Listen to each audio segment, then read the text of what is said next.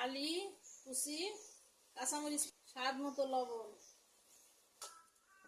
পেঁয়াজের কালি কুচি, কাঁচামরিচ আর লবণ দিয়ে আগে মজাইতে হবে। এখন ঢাইকা দিলাম। কালি মজানো হয়ে গেছে।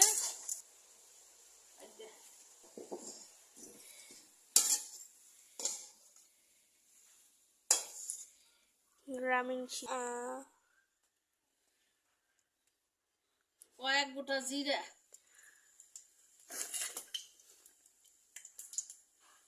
সামান্য রসুন কুচি,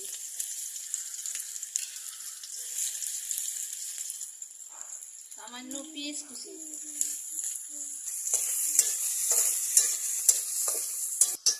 এখানে পেস্তার মতো কালার বানাইয়ে একটা বাদামি কালার।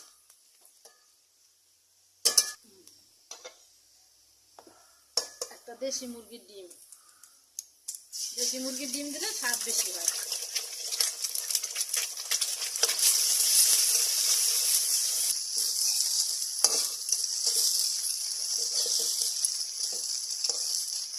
এই যে কালি, মজানো কালি।